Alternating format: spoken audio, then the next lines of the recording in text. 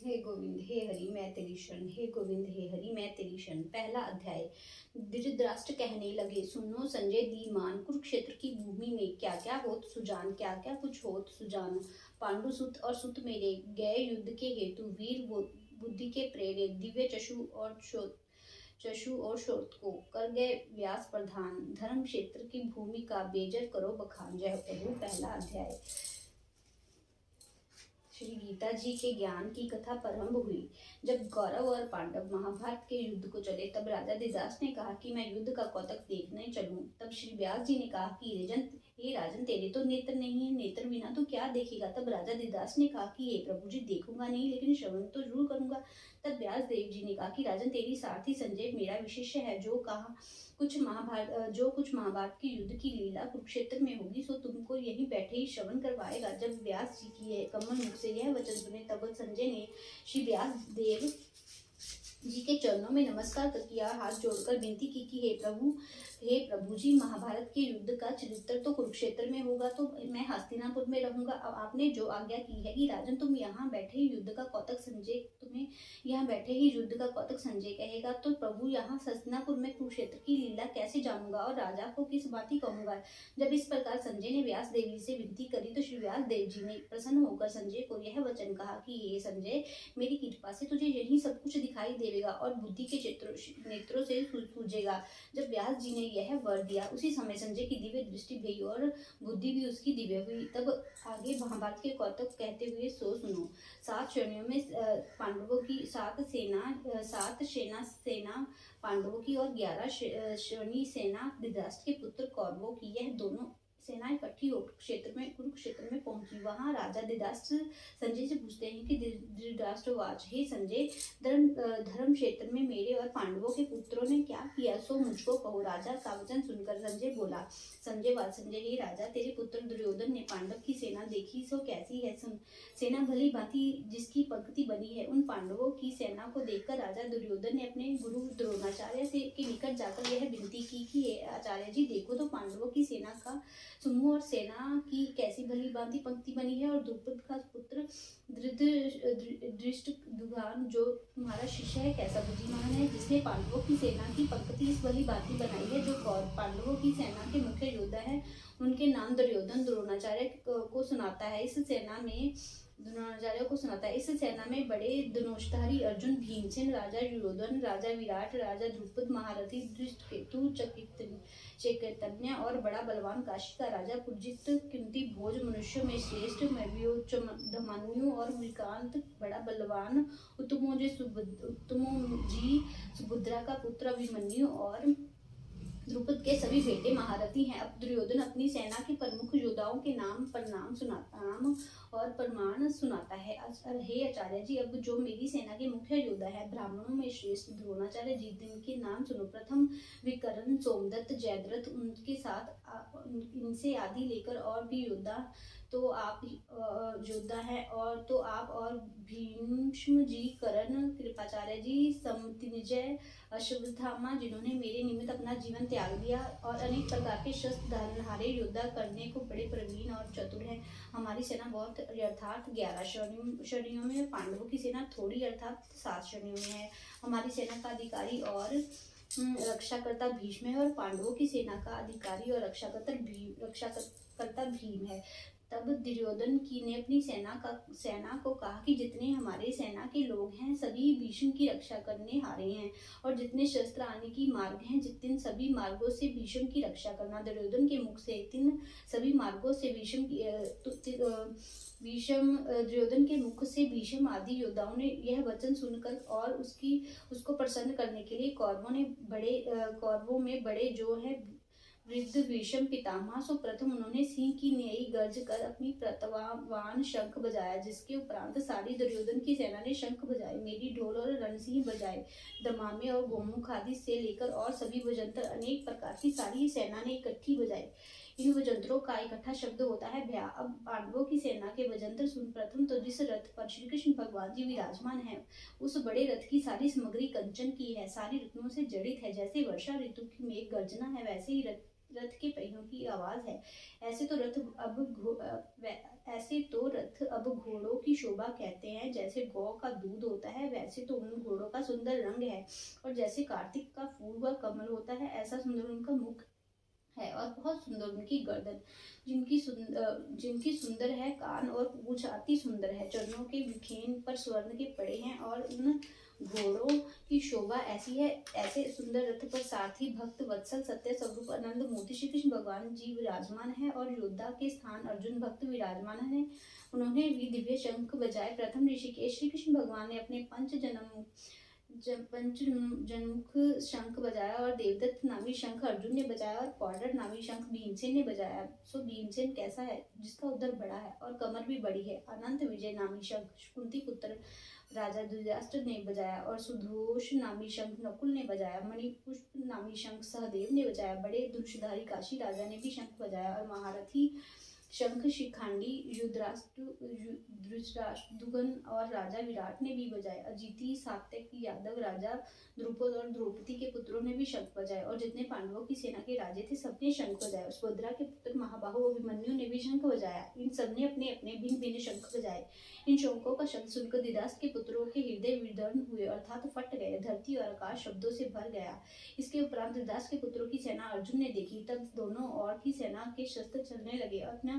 तब अपने धनुष सिर ऊपर फेरकर अर्जुन पांडव ऋषिकेश श्री कृष्ण भगवान जी से बोला, भैया हे अच्युत विनाशी पुरुष जी, मेरा रथ दोनों सेनाओं के बीच ले जाकर खड़ा करो।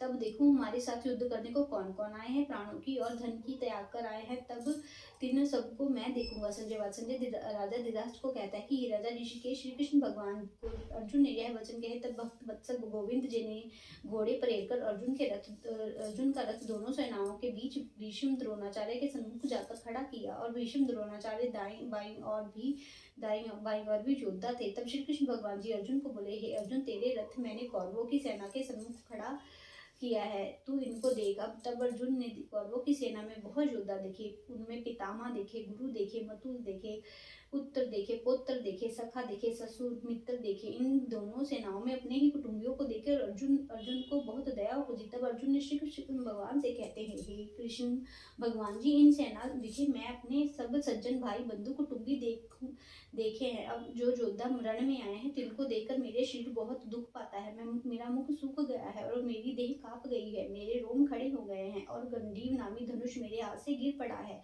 और त्वचा भी जल उठी है। मैं खड़ा भी नहीं हो सकता, और मेरे मन में भ्रम है। मेरे मन भी भ्रम में है, और मैं, हे केशव जी, मैं शकुन भी बुरे देखता हूँ, ऐसा निमित्त नहीं देखता कि यह विपरीत योद्धा है। हे केशव जी, इस युद्ध में भाइयों को मारने में मैं अपना कल्याण नहीं देखता। हे केशव जी, मैं अपने जय भी नहीं देखता, और मुझको राजा की वंशा नहीं, और ना सुख की है। हे गोविंद जी, राज्य किस काम का, राज के भोग किस काम के, जिनके निमित्त राज लेना है वह कुटुंब के योद्धा लोग प्राण धन का त्याग युद्ध निमित्त खड़े हैं। सो यह कौन है? गुरु है, पितामह है, पुत्र है, ताए हैं, ससुर है, मामे हैं, साले हैं, कुटुंब है।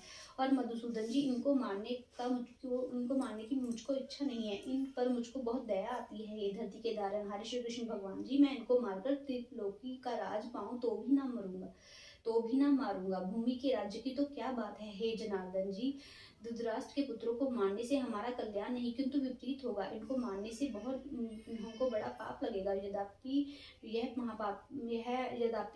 महापापी भी हैं तो भी मारने योग्य नहीं। हे प्रभु जी, सभी पूजने और भेंट के योग्य है। मैं इनको नहीं मारूंगा। हे माधव जी, सज्जन भाई बंधु कुटुंबों को मारने से हमको सुख कहाँ और मुक्ति कहाँ। यद्यपि राज के लोभ में इनकी बुद्धि अंधी हुई है, और यह धृतराष्ट्र के पुत्र जो कुछ कुल नष्ट करने या मित्र के साथ कपट करने में दोष उपजते हैं, इनको नहीं समझते।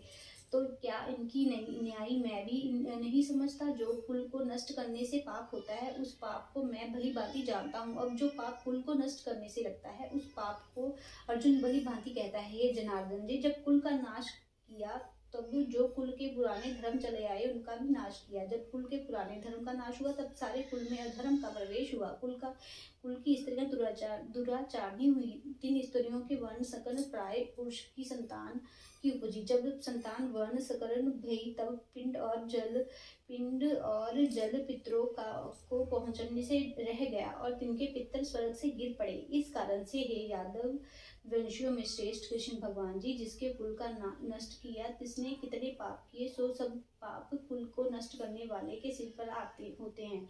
फिर वह मनुष्य इन पापों का फल क्या पाता है, सो सुने। वह प्राणी सदा नरक भोगता है। न्यायिक शास्त्र में मैंने यह श्रवण किया है कि अब अर्जुन और पछताता है, हाथ बजाकर और सिर को फेरकर कहता है कि हा हा, देखो भाई, मैंने कैसा बड़ा उद्यम किया। राज सुख के लोभ निमित्त अपने कुल को नष्ट करने लगा था। अब मैं अपने हाथ में शस्त्र ना पकड़ूंगा। धृतराष्ट्र के पुत्रों के हाथ में शस्त्र होंगे और मैं उनके सम्मुख रहूंगा। वह मुझे मारेंगे।